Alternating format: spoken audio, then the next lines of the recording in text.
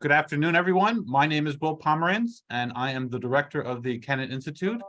I hope everybody had a good holiday season, and we're glad to be back with a very important book. We are joined today by Marsha McGraw, who has written Owning the City, Property Rights in Authoritarian Regimes. A few housekeeping rules just before we begin. I want to remind everyone that you can keep up with all of our Kennan Institute events and publications by visiting our webpage and subscribing to our blogs, Focus Ukraine and the Russia File. You can also subscribe to our podcast, Kennan X and the Russia File. Also visit our Hindsight Upfront Ukraine collection on the Wilson website for the latest news and analysis focused on Ukraine. If you have any questions for our speaker today, please use the Q&A feature in Zoom rather than raising your hand.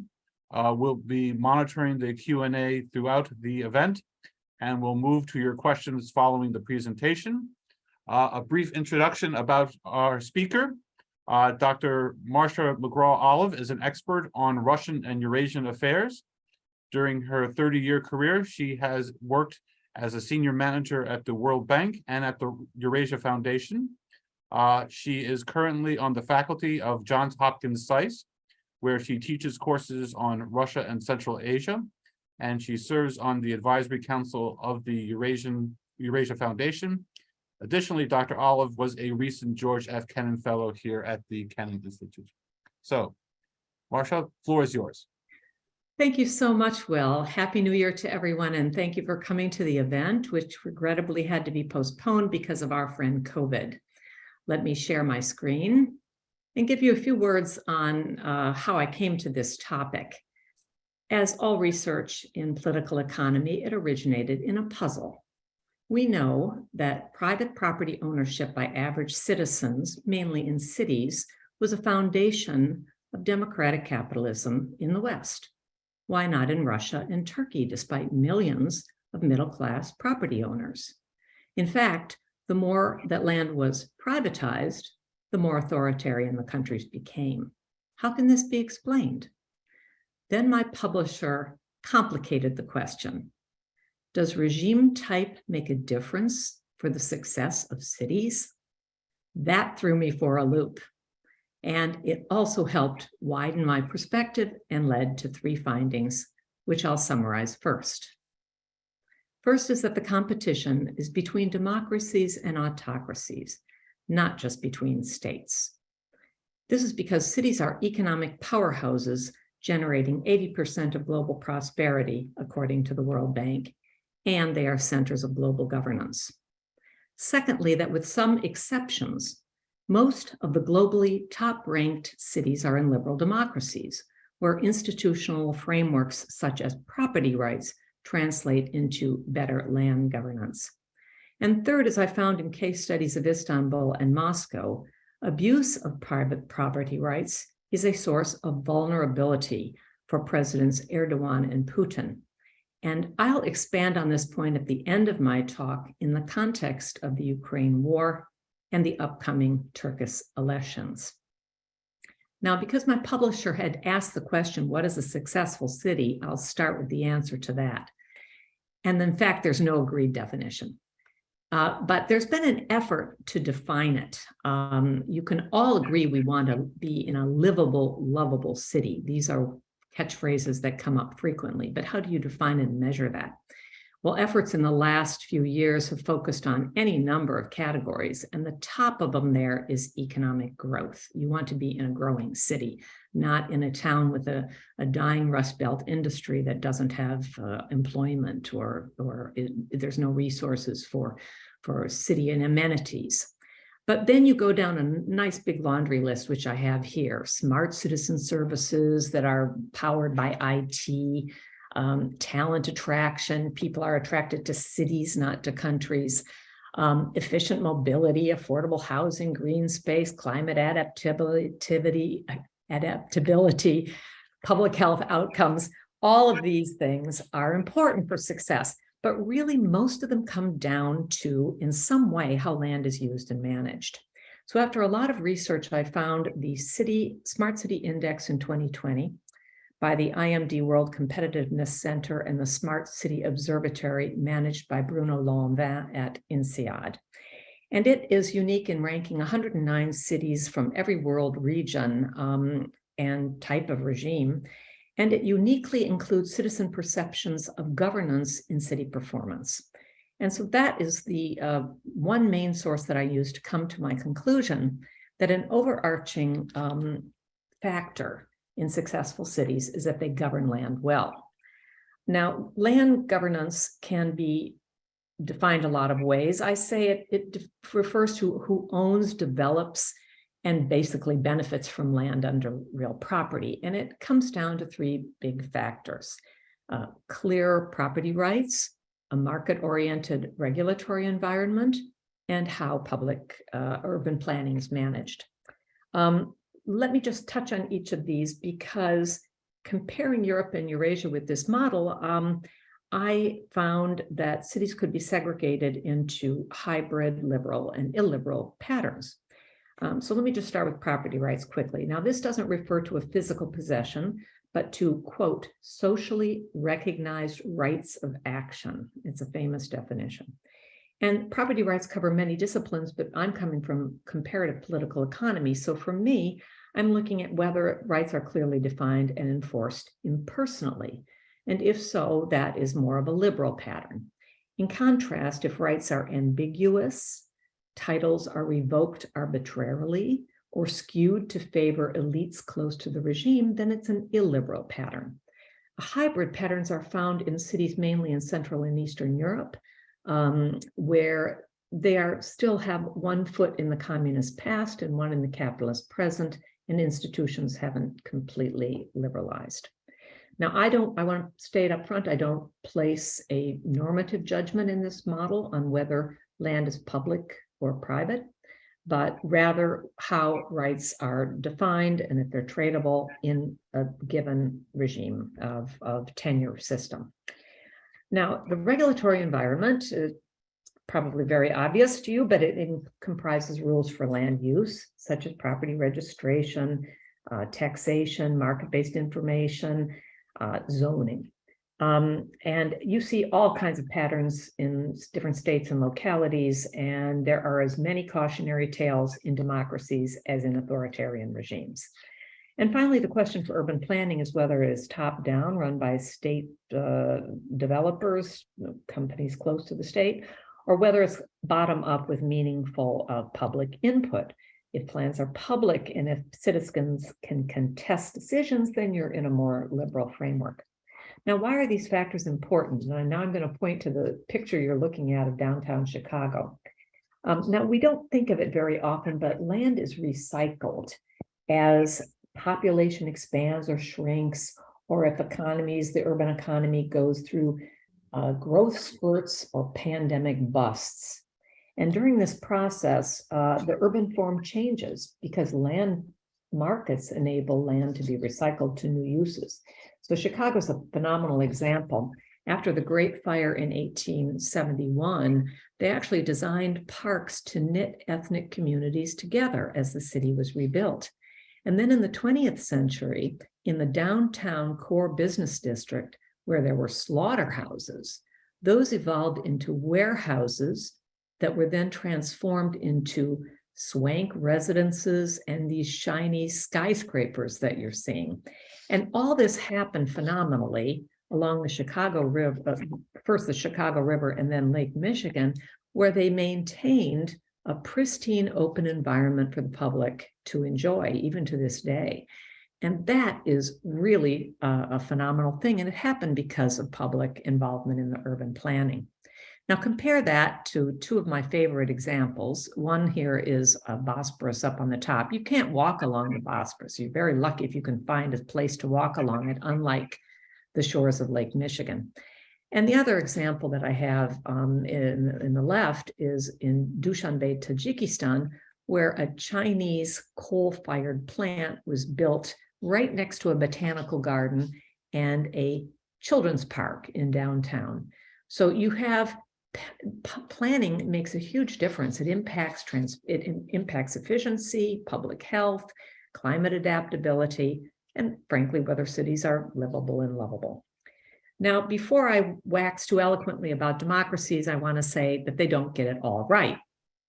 And the United States is one of those outliers in the OECD countries because there's a lot of decentralized property zoning rules that are very fragmented. And this contributes to things like housing affordability problems. And there's a lot of racial bias in property rights. But the reason that, aside from economic dynamism, the reason that a lot of the top-ranked cities are in liberal democracies goes back to the land governance model. Property rights tend to be clear and tradable. Corruption is not absent, but it's lower. Market information is more transparent. You know where a road is going to be built before it's built, so you know where you can put your building. And critically, the public has meaningful role in public planning, and you can contest a decision you don't like, including through the free media. So this is part and parcel of our institutional framework, which goes to the spokes and wheels of democratic society. Now, overall, as I found in my case studies, in this global competition, authoritarian cities fall short. And really the missing element, you're looking at the Moscow financial district, the key missing element is transparency. Rights and regulations are ambiguous and ripe for corruption. Property is expropriated without legal protections. Planning is top-down without active public involvement. And when politics drives development, economic growth suffers, and I would also argue political development. Now, of course, there's variation by city and by country, but these are broadly patterns that I have found. Now, why is it different? I mean, it's not all the institutional framework, and I'm going to say right up front that history plays a very deep role. On the left, you're looking at the statue in Kiev to Magdeburg rights that were granted to Kiev in 1500. And the right, you're looking at a citizen-focused bridge project in modern Washington, D.C. Now, what connects these two images? Both have roots in a revolutionary act that was done by medieval townspeople in Europe a century ago. Not a century ago, a millennium ago, 1,000 years ago. Now, German sociologist Max Weber gave me the fascinating insight that private urban property was unique to medieval Europe. To simplify a complex story, property burghers usurped authority from local rulers and ran town councils themselves. They literally outvoted the Lord. Property tax became the foundation of municipal finance. This did not happen with regularity in Russia, China, or the Ottoman Empire, where land was in primarily state hands and cities were subjugated to central authority. And this remains largely true today. Now, the line is not direct from medieval Europe to modern democracy, but independent self-governing town charters, such as those granted by the Magdeburg rights, represented an important stepping stone. Now, fast forward to DC, what you're looking at is the 11th Street Bridge project, which has rightfully been recognized as a model of inclusive and more responsible development, which sets the bar high for other communities trying to make major space improvements in underserved communities. Now, the idea was to mimic the popular High Line in New York City, using a decommissioned bridge to connect marginalized communities on one side of the Anacostia River with wealthier communities on the other side. But they held 200 meetings and they incorporated a lot of design changes and interventions to try to reduce the risk of gentrification. And this kind of inclusive planning is rare in Eurasia, and it took a lot of learning from our mistakes to even manage it in the nation's capital. But what I want to point out is that without land markets or public input, you get the opposite. You get central planning. And before I go to that, I want to step back to this Kiev monument, because it's very important that in modern Ukraine, the line between free cities runs literally through the country.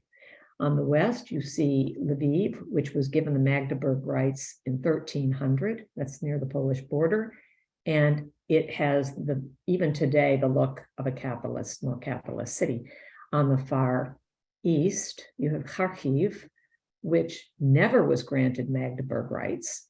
And in the middle, you have Kiev, which got those rights, as you see that monument in 1500, but then those were taken away by the Tsarist Empire. And so you can see these patterns, which I'll touch on more as we continue. So let's go back east again and take a look at the Kharkiv. Okay, if you don't have land markets or public input, you get Soviet planning with industry in the center, as you see in 1941 there on the left, or at around 2000, people living on the outskirts. And since Kiev is in the news, Kiev and Kharkiv are in the news, let me just say a few words about the history, the painful history of this city. Lenin relinquished Kharkiv to Germany in 1918 at the end of World War I, but the Soviets recaptured it already in 1919. And by the time of this picture, it was very much showing the Soviet constructivist architecture with grand boulevards and new buildings replacing old historic monuments, such as including cathedrals. But then the Germans attacked in 1941, and after horrific battles, the city was captured and recaptured between the Soviets and the Russians. And by August 1943, it went back into Soviet rule. But the city had been decimated. 70% was destroyed. 1.4 million people shrank to just about 200,000 people. And when it was reconstructed, it was done again using the same Soviet planning techniques, which are very different from, and I'm going to show you Lviv now, which has this diversity and density that comes with capitalist land markets. So two sides of the country, and I'll come back to this again. But my main point is that socialist cities are spatially inefficient. Here, this is Alain Berthaud's phenomenal calculation of the comparative density profile in the built-up areas of Moscow and Paris in 1992 at the collapse of the Soviet Union. And he found here that there was an inverted pattern. So capitalist cities will have more density in the center. You see that with the red line, that's Paris. And in fact, they were all pushed out into the outskirts, which you saw in Moscow at that point in time. Now, urban productivity depends on the proximity of workers to workplaces. Now, we know about urban sprawl. This is a factor also in other countries and in the United States, but this was designed purposely this way, and it was very inefficient. And it really went back to Marx, where land had no value. And so there was civil law that made you feel like the place you lived was your private ownership. But in fact, you did not own that resident that you lived in. And that's why, because land had no value, there was no real estate, there was no buying and selling of properties or land, and land didn't have borders, it wasn't registered, it wasn't delimited. Now, why I stress all this is that when the Soviet Union collapsed and, communism came to the same capitals that capitalism then came to 30 to 100 years later, all of these institutions had to be recreated or built from scratch. And that has borne heavily on the historical legacy. And it has enabled municipal officials who control a lot of this state land an awful lot of opportunity for rent seeking. So while cities are visibly changing on the outside, these historical legacies stay with us. Now, property rights are an increasing source of vulnerability in authoritarian countries. I'm just going to start with China, where it is a ticking time bomb. The state owns all land, but the building and your apartment on top of it has been private since about 2004. And just to give you one example of what the problems are, over 1 million Chinese have mortgages, but no apartments yet.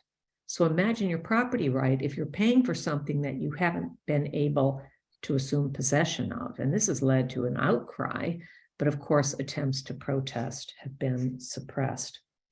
So to turn now to my main case studies, that is Turkey and Russia, we have two like-minded leaders, and property rights are a source of both power and vulnerability. Now, they share a similar heritage of state-owned land and limited municipal authority. But they both understood how important property was to the average citizen. And so they built public support by privatizing more land and encouraging more public and private ownership by average citizens. And they went further than that. They reduced corruption in land deals that would affect individuals. So this was very popular. They used technocratic e-government tools. In Moscow, for example, registration is now all online. And so that really radically reduced bribes by local bureaucrats.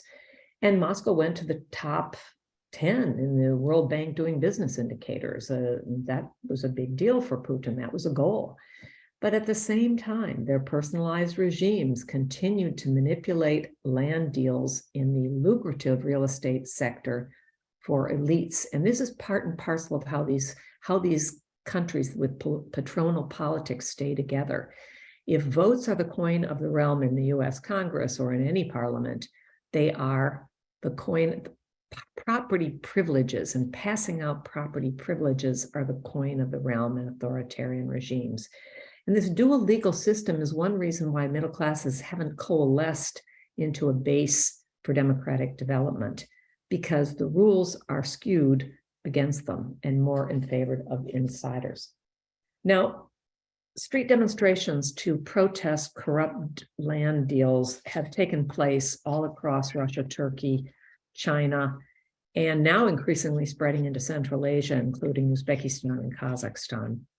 And this is a cautionary tale because these authoritarian leaders are now under scrutiny. Let me give you a few examples. 2017, where property rights matter for those Muscovites who are protesting their eviction in a housing renovation program that has since started now in 2018. You see a picture here of the Night of the Long Shovels in Moscow in 2016 as Mayor Sobyanin destroyed several kiosks because he said the properties weren't properly registered. Gezi Park, the first time that urban development came into the focus of average Turks, and mainly who are in the crowd there are students and middle-class housewives who came to say, no, do not build a shopping mall in the middle of Taksim Square, the last little glint of green in Istanbul. And so these have been manifestations of the growing importance of property rights to average individuals.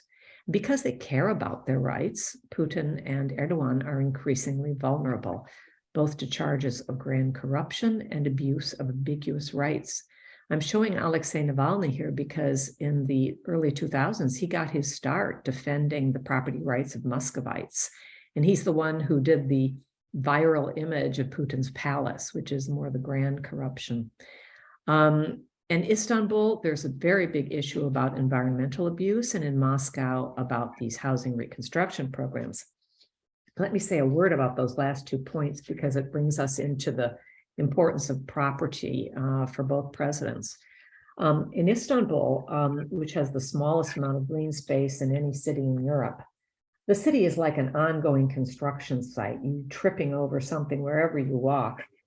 But this is a very ecologically sensitive zone where the water shed is coming from the forests. And Erdogan's promotion of Canal Istanbul, which you see in the bottom picture there, would cut a parallel waterway along the Bosporus. And this is hugely controversial as an environmental disaster in the making and as a mega rent-seeking project. Now, the mayor of Istanbul, Mayor İmamoğlu, has vowed to stop that project. And he's considered to be the only politician who could beat Erdogan in elections this year, which is probably why he was put in jail back in December and why massive protests have come out to fight that. And this is an ongoing story. But it's very important to know that this is a fault line in Turkish society, and it's a very good example of the importance of property and how it's leaked over into governance. The case of Moscow is that it's going to be very difficult. There's a looming fiscal crisis in Russia, and it's linked to the Ukraine war, and it's going to put Putin in a bind. There simply will not be enough resources to prosecute a long war, satisfy his cronies, and also pay for the emergency housing repairs, and I mean emergency repairs, not nice upgrades, that is valued to cost about $60 billion. The Moscow program is probably the most sensitive, where there's 1 million people who are going to be resettled, their properties being demolished in order to be upgraded. And that's like resettling the population of Rotterdam or Austin, Texas. Now, many of these people are living in temporary housing, which some have termed like conditional favelas. And it is very likely that financing for this massive public infrastructure program will be a casualty of the Ukraine war. Now, because I've mentioned the Ukraine war, I think it's important that I also note that property rights will matter when the rebuilding begins, and it will begin when this war ends. But before this horrific invasion, property rights, 40% of them were not registered in Ukraine, which will make it complicated when refugees return and they have to sort out who gets what. And among all of the countries in Central and Eastern Europe, Ukraine has the longest road to go to liberalize land governance. This will be as important in my mind as reconstruction of infrastructure, because it's very critical for a thriving economy and the deepening of democracy. So let me end with a policy agenda. If I have one headline, it's that all cities need to improve land governance for meeting the challenges of the 21st century, starting with climate change, including issues such as either population growth or the shrinking population. For cities in advanced democracy, the main thing is to make urban redevelopment easier, and the pandemic is going to push that along because of massive changes in commercial property and housing patterns. For cities in hybrid regimes, and that includes Ukraine and Central Europe, it mainly comes down to being sure everything is registered properly and that land administration is more transparent, because there are a lot of disputes about property because of issues in administration. And then the list is longest for cities in authoritarian regimes, starting with clarifying and strengthening property rights, making the citizen voice more meaningful, and probably what's going to be the hardest for these countries is to increase municipal autonomy. So if I have a takeaway, if you're interested in democratic development in authoritarian regimes, my advice is to start with what matters most to people: their homes and the question of who decides what is built next to their home in their community. So greater citizen involvement in these kind of questions may crack open a door to democratic development at the grassroots. Thank you for your attention. I look forward to your questions and discussion. Great. Thank you so much, Marsha. I'll start the questioning. And I want to go back to Magdeburg Law and all this historical development that led to property rights. And when socialist regimes collapsed, everyone said that the first priority was property rights. But how does this transition, or how do you actually implement this transition that is so critical to the development of a country? I think that in Russia's case, there was a quest to introduce property rights very quickly, but they also led to all the problems that you introduce in your book and in your presentation. So, if we can agree on the need for property rights, how does that transition actually work, especially in a country like Russia, where property rights going back to Tsarist times were not seen as a fundamental civil right, and were not really perceived as a part of civil society. So this is a big question. If I had an answer, I'd tell you, but you wrote the book, so please try to clarify what stages and how fast does this need to go? Thank you very much for that question. And let me go back to political economy theory, that elites do not want to give up property rights. They don't, because they're so valuable. But property rights get more valuable the more secure they are and the more registered they are. So it has to be in the interest of elites to share those rights. So you'll find different periods of crisis, fiscal crisis, or social unrest, where those rights are granted in order to serve the needs of elites. But then that's why they're of two minds, because if you make them more universally available to people, then there's less to go around to play with to keep your friends in power. So in Russia, for example, the three big events that occurred was that they started to privatize back in 1990 when it was still Russia. It was still the Soviet period. And that was hugely complicated and corrupt because all municipalities started to grab up. They started to understand that this was valuable, and they started to grab up access, put their stamp on main properties, particularly in the city center. And they had to repeal all those rules right off the bat because they found it immensely corrupt. So then in order to gain more support of municipalities, Yeltsin said, okay, take all the power you can, including over municipal land. And then we got the case of the Lushkov in Moscow, who didn't privatize land, even though that was the national pressure. Yeltsin wanted to privatize. He wanted people to have access, but no, those municipal leaders who were, he built a real estate empire through the 90s. And finally, push came to shove. And I'm going to say Putin, people don't like to hear these positives about Putin, but it's important to recognize that in his neoliberal period, in the beginning of his regime, for him, it was important to gain and consolidate support. So he helped German Gref push through the housing and, the land privatization of urban property. This was very socially sensitive. Agricultural land didn't get privatized then, but urban land did. And that phase was the very beginning of an increase in land privatization. But you look across the whole Soviet Union, former Soviet Union, and there's huge variability in how this happened.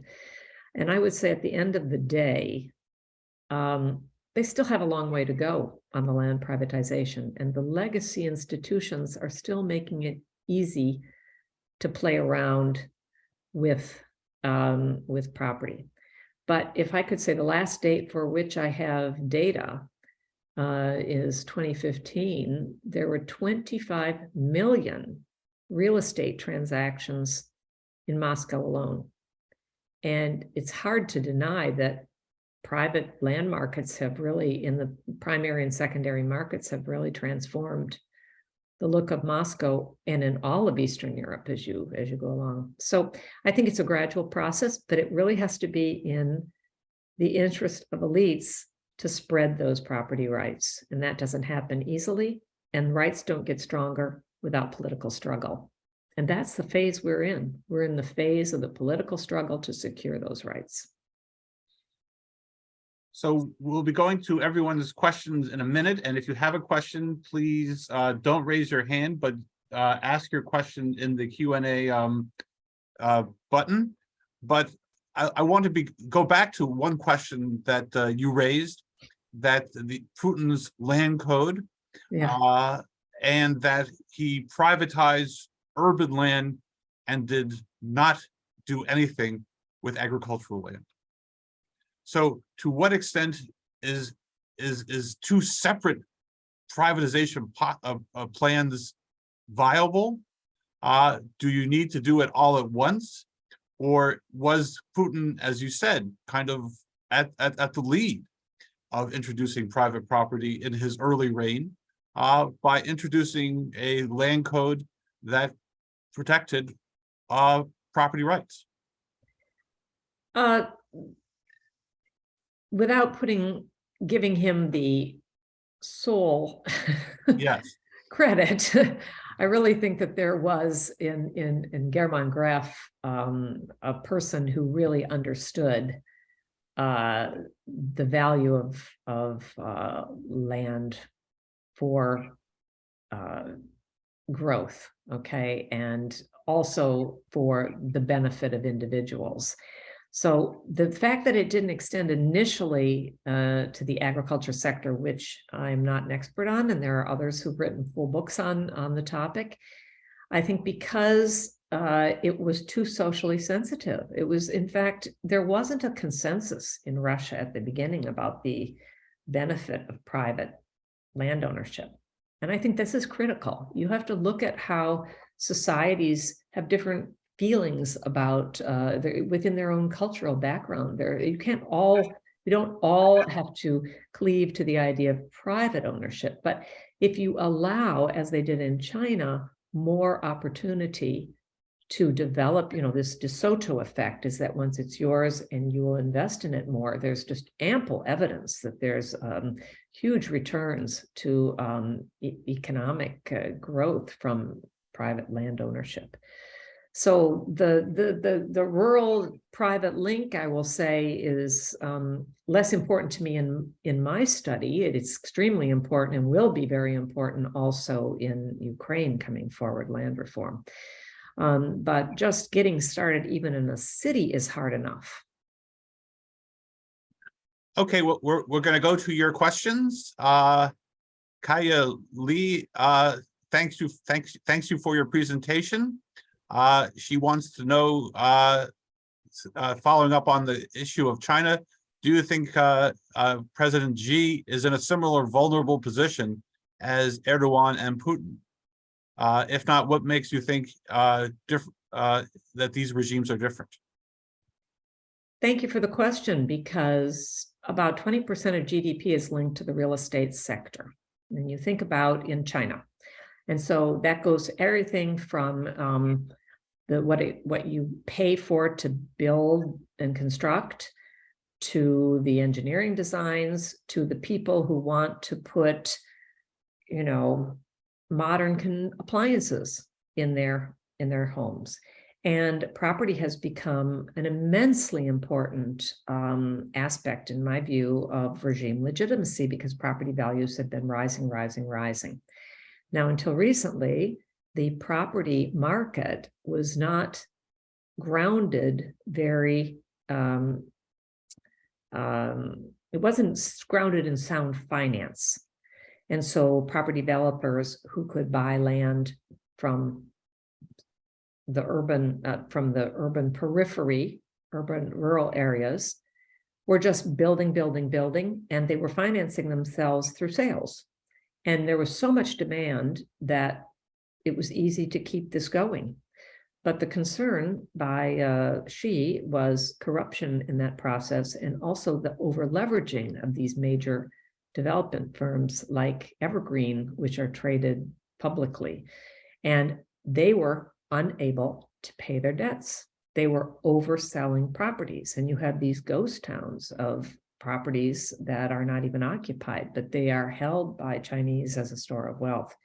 So really where he's coming vulnerable now is that when the rug was pulled out under this financing system where they could just get as much debt as they wanted to just keep building, suddenly the musical chairs stopped, and suddenly somebody had to pay back. This is why people were sitting with paid for mortgages, but the property hadn't been developed. So I do think he's vulnerable, because the fact is there's a fear in the market now that why buy more property, because property values are starting to decline. The same is going to happen in Russia. Property values are now going to turn and decline. Now, that can happen in market economies as well, but there are more mechanisms for buying and selling. And in the case, I think in China is really serious enough that there has been a loosening of these constraints on the financing of new development, because you see that they're going to be too big to fail. They can't afford a crash in the real estate sector. It would just, on top of COVID, it would be too much of a risk. Our next question comes from Dean Roden, who is interested about the question of good cities, about how land is an asset class that affects the habitability and livability for young professionals. What role should government have in housing development? Big issue. Well, I have young sons who are one is raising a family, and another who's moved to a great city to take advantage of the growing vitality of the urban environment. So I very much identify with this question of how young people see the modern city. And until the pandemic, there was a revival of downtowns that had been somewhat degraded over time because downtowns were not seen as so desirable. So there's a switch back and forth, okay? So I think really each individual city has to look at its own situation, its own job market. And the competition for talent is they really want young people to come to booming cities. Not all cities are booming. And Detroit would be an example where they've suffered a series of crises going back to the global financial crisis, for example, in 2008 and 9. So many cities are facing this task of how do they keep vibrant, livable cities. And a lot of it comes down to how they develop downtown parks, opportunities for families to grow, and affordability. So here in the United States, I think we have our biggest issue has to do with zoning, because each little enclave can have its own view on whether something should be built or not. And the cost of development is very high. This means that developers have to build usually larger structures that are more expensive, and it's not meeting the needs of younger new families. So I would say that just a broad recommendation, you see this in the press all the time, but in the United States in particular, there has to be a greater attention to housing affordability. And I've been watching it improve incrementally, but meaningfully. Okay, affordability has a lot of market manifestations, but it's not all the market, it's also government regulations, and that's in the hand of local officials. Our next question comes from Sheldon Watson, who asks, is the purchase of land by authoritarian states in the US a danger to property rights? Would you mind repeating, is the purchase of land by authoritarian states in the United States a danger to property rights? Well, the danger is when those buyers are not known. And this has been in England and the United States, that the ultimate owner of these properties has not always been clear. And legally, I haven't followed this recently, but this has been a big push to ensure that when there are these cash purchases, usually with money laundered sources, that the beneficial owner is known, because these can drive up property values. So I definitely feel that it's critical that we expose who the buyers are and from where, and that be public. So that is a transparency issue. A reminder that if you have a question, please use the Q&A feature in the Zoom. Our next question comes from Peter Rutland, and he says, my impression is that the dominant school in urban studies is critical geography, that doesn't like property rights and even looks back with nostalgia to socialist planning. How do you think that they will react to your book? Have you had a chance to debate with someone from that school?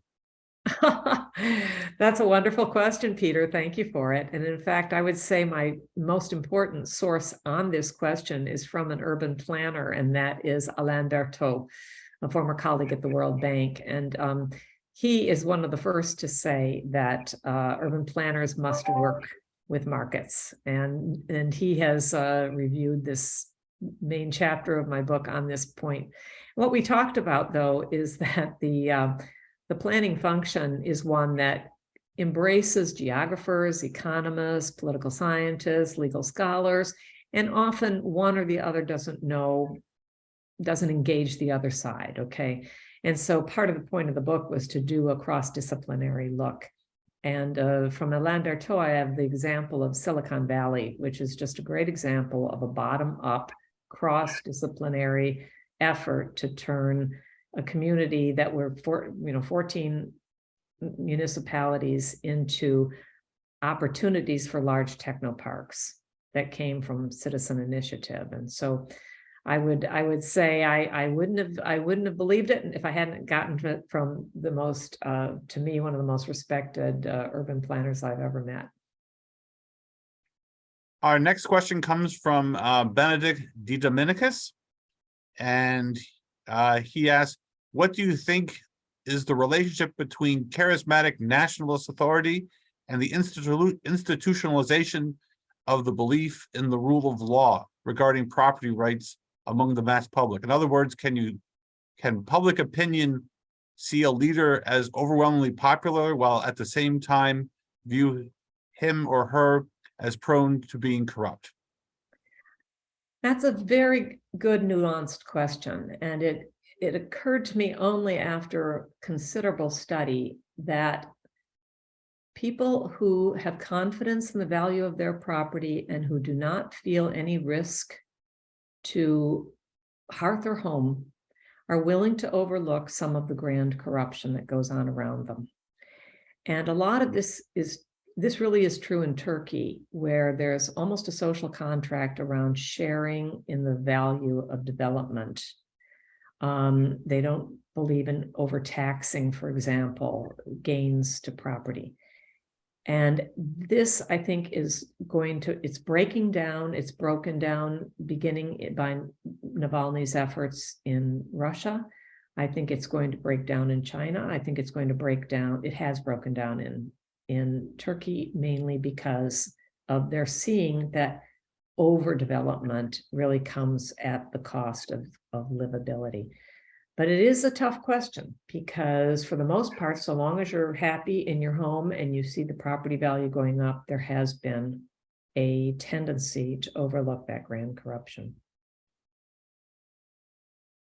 Next question comes from Lori Krieger, who thanks you for your presentation. You mentioned discrimination in property rights in the US, but the focus of your talk was different. I find ethnic discrimination is crucial to deciding what is a good city. Do you find in authoritarian states that cities also have to cope with this sort of structural discrimination in property ownership?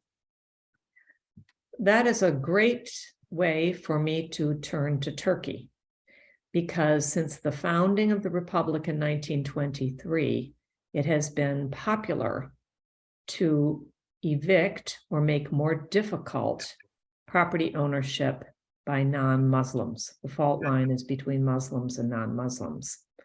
Now, during the Ottoman period, minorities, non-Muslims, were the only ones who could own urban property. So you see several different times in the 1940s and 50s when property was expropriated through various means from Jews, Greeks, Armenians. More recently, Kurds will find that their property is more subject to eviction.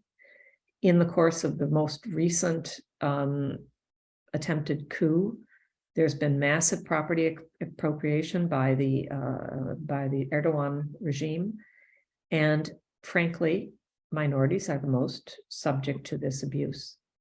I did not find that as significant. I wasn't looking for it as much in Russia. However, I would be surprised if it also didn't prevail.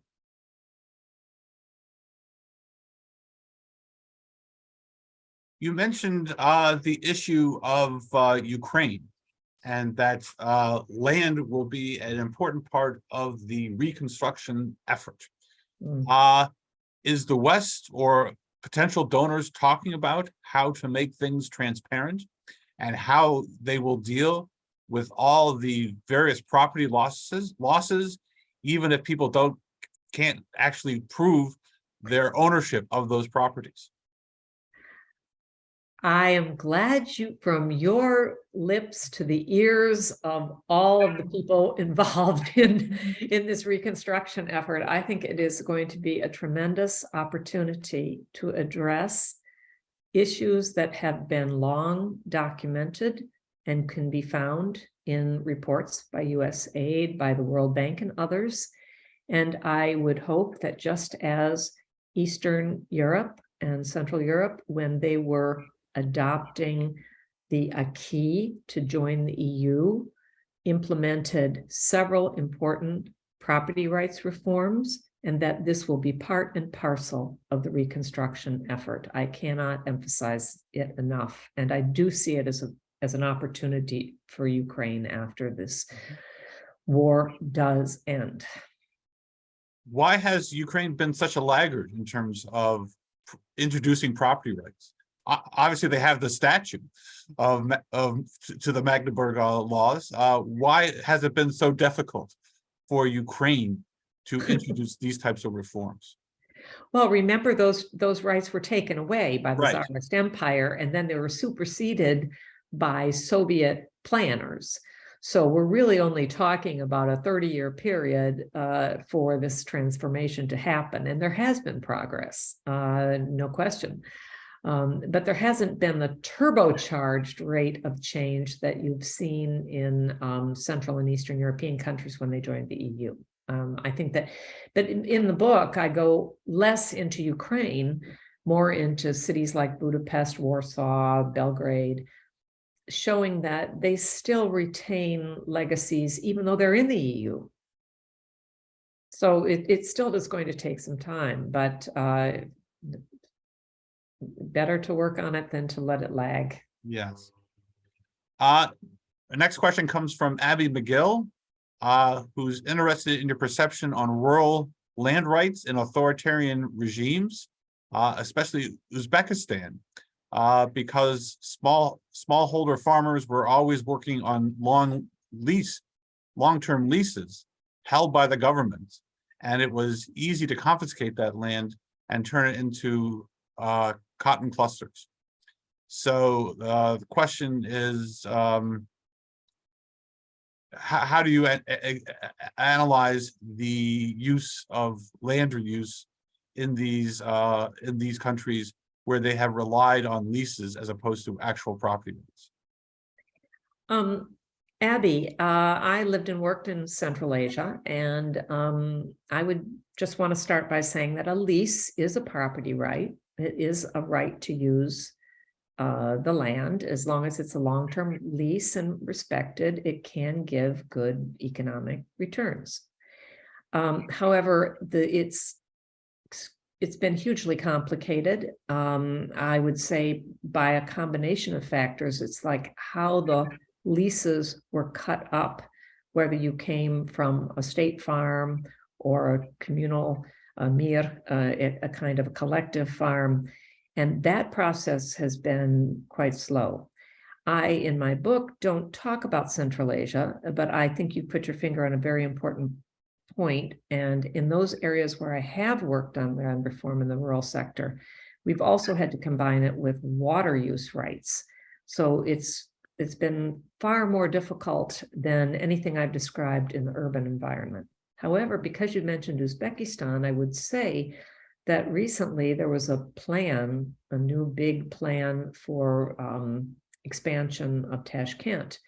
And I think that this is a prime opportunity for Uzbeks to speak up and get involved in how that city is going to be transformed through this plan.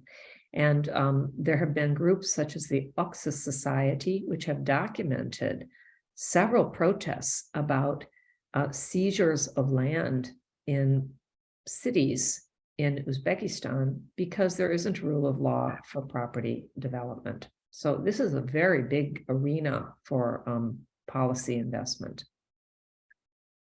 Following up on the previous question, Nicholas Heinger asks your perspective on to what extent property rights influenced the January 2022 unrest in Kazakhstan. That is worthy of an article because the inequality that has crept from the beginning into Kazakh development does have a spatial aspect to it. Across all of Central Asia, you're going to see beautiful, architecturally attractive cities in capitals. And these have been a monument to newly independent states that are gaining sovereignty. And I think they're a monument to the success of the birth of these new countries. But at the same time, they open the door to the same kind of corruption as we've seen in Russia and other places. So what's happened is that if you're very, like in Kazakhstan, eager to participate in these dynamic urban economies, you will find it is almost impossible to afford these properties in the center of towns like Almaty and Astana. And that on the very outskirts, you're living in highly underdeveloped areas without often running water, without transport links into the city. And it is a very, I haven't put dotted the I's and the T's, but it would behoove the Tokayev administration to look at access to more secure property rights and develop those in the peripheral areas of major cities, because the living standards are vastly different. We Even have like a kilometer outside.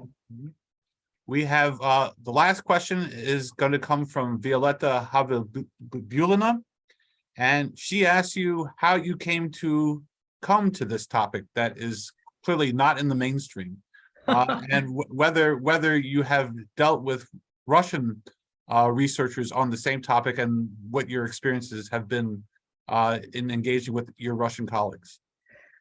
Well, thank you for the question. I love real estate. I have always had a fascination for the topic, even in the United States. So when I was working in the World Bank, and I was a member of the first Soviet team in 1991, so when the Russian Federation became an independent country and joined the World Bank, I was assigned to the World Bank team in that country. And right from the beginning, this was a fascination for me. And I watched as step by step by step, the World Bank helped introduce the basics of this property rights system, from cadastral, delimiting land plots, to introducing the legal framework, which Will Pomerantz knows how hard that task was. He was based there at the time. The financial mechanisms were developed by the IFC. And during that process, I had the opportunity to work with brilliant Russian thinkers. And I could mention many, but I will just say that I've interviewed many of them in the book. And I would say that they can be proud of what has developed. There has been greater access to private property and ownership, and the system has improved, and these bureaucratic e-tools that have reduced corruption are a positive. So for me, it was both it combined a love of real estate and a strong interest in Russian economic development that I was fortunate to have in my career, which makes it all the more difficult to see the enormous destruction that has been brought by Putin in this illegitimate war, both to Ukrainians and to average Russians. Well, I want to thank Marsha for just an excellent presentation. I'm going to show the book just so that everyone can see it. It's called Owning the City, Property Rights in Authoritarian Regimes. Thank you very much, Marsha. And thanks. I want to thank our audience, and we look forward to seeing you at future Kennan Institute events. So thanks very much. Thank you for having me.